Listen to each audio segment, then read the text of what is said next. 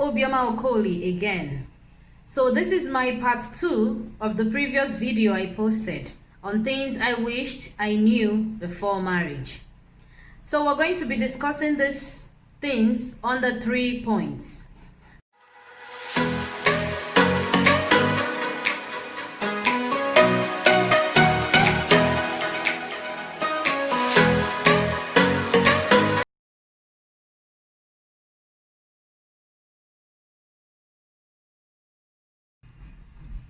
Oh, welcome back. So, first of all, I'm going to be talking about the commitments in marriage. Let's look at the definition of commitment. What is commitment? Commitment is being dedicated to a cause. You pay allegiance to this cause. You pay attention. You're devoted to making sure that whatever the cause is, you make sure that that thing works. In coming into marriage, commitment is a big deal. Why do we say this? We remember that our spouse, we went to the church in presence of a lot of people, or you went to the court, and you swore that you're going to stand by this person throughout life, for better, for worse, in health and in sickness, in richer and in poor, till death do what? Do us part. This is an oath you took before God, or before man, or before anyone to this person. So if we have this in mind, do we know that commitment is not something that's happened all of a sudden? It's something we work on. It's something that as time goes on, you're building it. It's just like building bricks or building a home. You start from the scratch, from the foundation. You build it, you're building this thing, and it gets to an extent you guys reach and you know that, wow, there is no going back. I am committed to this relationship. Another thing, when we're going into marriage, let us have this in mind. I did not think of it, but I'm just suggesting people do it. Tell yourself that divorce is no option. I'm marrying this person for life. I'm not going to leave this marriage. That does not mean that life does not happen. Sometimes things go wrong. Yeah, but do your part. Tell yourself this.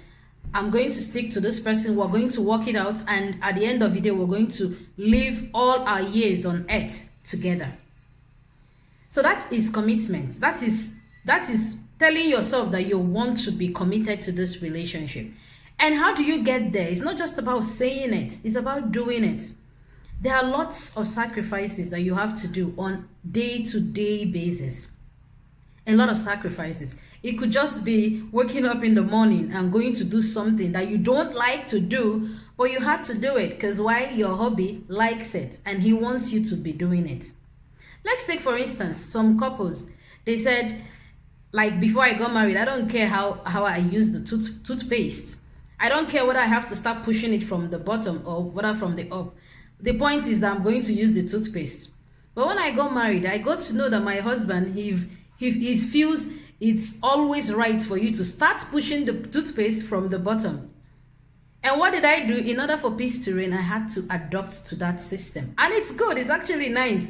It's more organized when you're pushing it like that than just going and just pushing it the way you like. So those are the things. Little sacrifices we do on a daily basis. Sometimes we even do this stuff. We don't even know we do them. But those tiny sacrifices are the things that will make you to reach to an extent in your relationship where you know that, wow, I trust this person so much. I'm so committed in this relationship. I'm not going back for no reason. So we're going to still talk about broadly on this commitment because it's a very broad topic. But I wished I knew that before getting married that, oh my God, things are not always going to be as it is right now. I need to work on it. I need to work on it. It's your marriage with your spouse. You have to work on it. Your husband, you have to also work on it for you guys to be not perfect, but at least near perfection. Because believe me, no relationship is perfect. So that's the first point. The second thing we're going to talk about today is communication. So what is communication? Usually communication is just sending an information from one person, which is the sender, to another person, which is the receiver. And when one receives this report or whatever information, they need to process it and give us the feedback. So in marriage, communication is really funny because most of the time you're telling your husband or your wife something and they say, oh, and you think this person is actually listening. 70%, or let me just be fair, 50% of the time they are not listening. And how do you know they're not listening? When at the end of the day, you expect that they've processed the information you gave them. They are supposed to give you feedback. And when you now ask them, what do you think? And the baby says, huh? Oh, well, they'll just say something that is out of the topic. Or in some cases, for people that are very smart, they just look for a way to cover up their axes. Well, you know, I trust you. Your decision is good. Whatever you decide on that, I trust you is the right thing to do. So that is it. So I want you people to know this. For every time your wife is telling you something, there's going to be a question most of the time at the end of the discussion. So be prepared.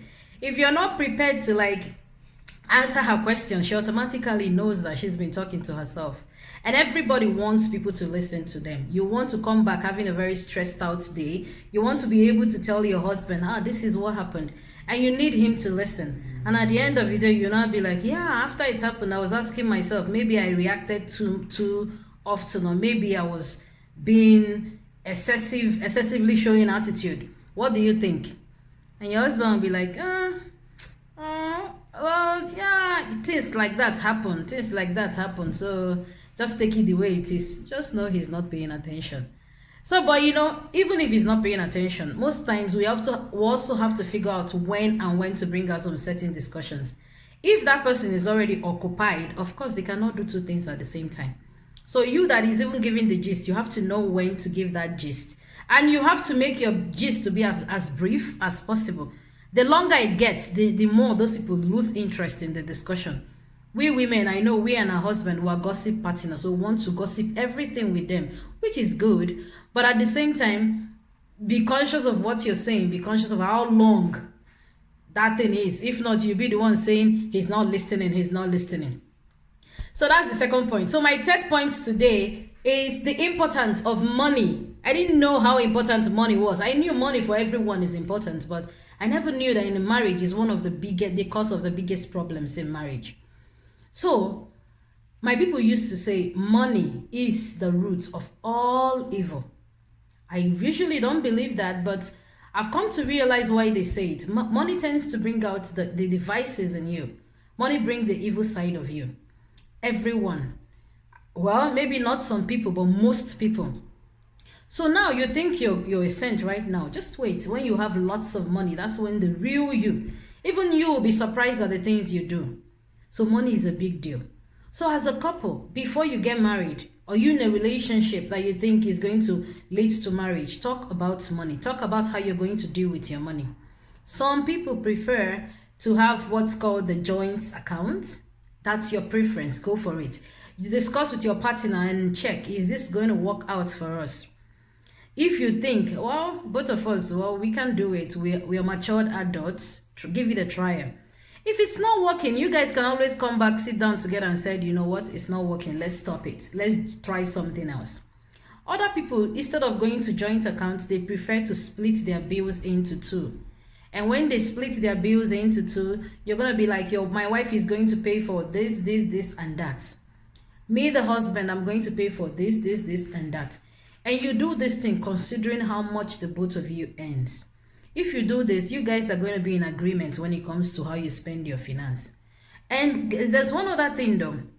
Always remember that it's good to be sincere with how much you're earning. A friend of mine told me that the husband does not know how much she's earning because she does not want him to track his money. Sincerity pays. But if you feel your husband is someone that if you're sincere with him, it's going to be a big deal, then suit yourself and do whatever works for the both of you. So one thing I want to also say about this money, you've heard a lot of things that happen in the United States, in Canada, in Nigeria, everywhere around the world. People are killing their spouses. It's either because it's cheating or because of money-related issues. So the ones that happen in the States, most of the videos I've seen is money-related issues. So that's how you know that this is a big deal. Talk about money. Talk about how you deal with your finances. Talk about how things are going to be done in your house. And another thing, if you want to spend a money in your home, you want to spend money, I know you worked for it, but could you discuss with your husband? Honey, I want to put in the air conditioner in the home. Honey, I want to do this in the home. Let this person be aware. Sometimes we think we're just doing it because we have the money, we're the one paying for it. But you're asking for trouble. You guys are in a partnership. So there is not doing anything alone. Whatever you guys are doing, discuss it. Whether it is you that is paying for it or your husband is paying for it, always discuss these issues so that you guys will not have any problem that is money related. So all these things that we've said today is, I'm not trying to make it look like I know too much. Most of the points we'll bring today, I usually, during my discussions with people, I throw these questions, and these were the suggestions they were giving. And I'm trying to bring this suggestion down to you so it can help you in your married life. So, thank you again for your support. Oh my God, thank you guys for supporting my previous videos. You guys are wonderful. Thanks for the views. Thanks for the subscriptions. Please, if you're new here, please don't fail to subscribe. Hit the like button, hit the notification button so that whenever we have any new video, you get it. And one more thing, if you don't agree with what I've said, it's a free word. We all have different opinion. Please go down to the comments below and write it down for me. I either agree with your point or I disagree. Then if you have any suggestions to give me regards to my video, please don't fail to do that. And for those of us that called me, that texted me one way or the other to give me some tips, I really appreciate it. God bless you for giving us those wonderful tips. For those of us that said I need to try on more makeup, please bear with me. I'm trying to do my best. And thank you very much for watching this wonderful video again. Remain blessed. Have a wonderful day. Bye.